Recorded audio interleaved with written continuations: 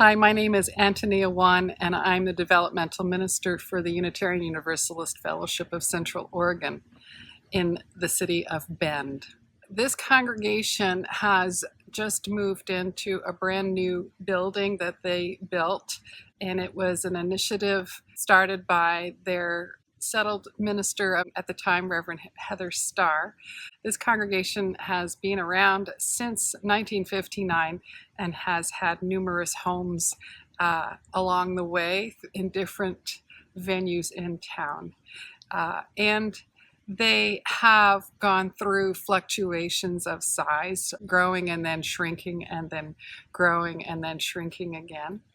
There was a point in their history when the question was on the table about whether they should fold all together as a fellowship. I'm still unsure about all the magic that has kept this congregation moving forward, but they started with hiring a quarter-time minister in 2004, but rapidly increased the minister's position to full-time just 4 years ago or so, and have grown enormously. When I arrived a year ago, the membership was around 150, and we are now well over 180. But the number of people that are coming through the building is quite stunning. I think that in some ways, I'm wondering if the congregation really hasn't grown from 100 to 200 in a very short period of time. And if there's one thing that I want to say to congregations who want to embrace growth, it's if you're doing a capital campaign for a building, do not stint on the design and the aesthetics, because it feeds the spirit in ways that might surprise you.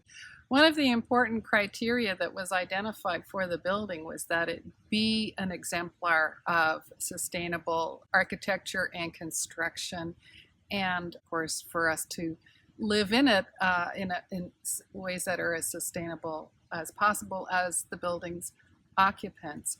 The building is being certified under a program called Earth Advantage, which is similar to the LEED certification that is more widely known, I guess.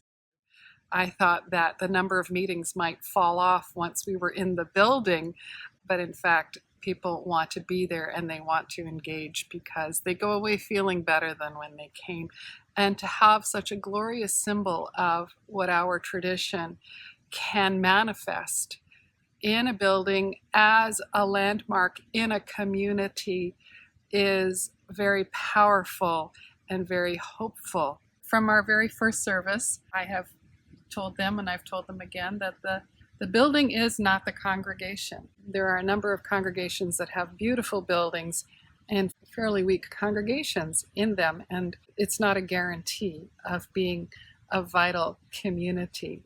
They're taking that to heart, and at the same time, it's a big project to move into, from not having owned a building at all and not even had the full use of a building to now being an owner and a rentor and a community leader as a beacon of this way of doing architecture, doing construction, doing communal life in Central Oregon.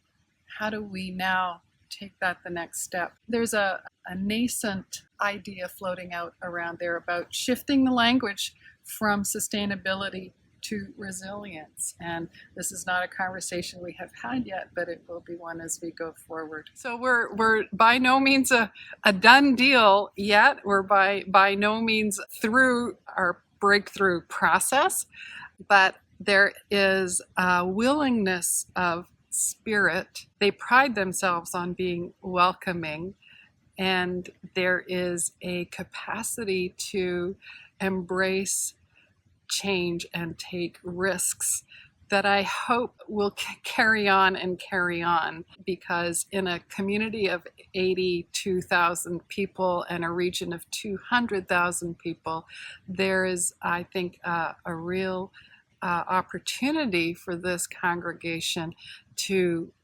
be transformative and to be an agent of change and transformation for a better world for us all.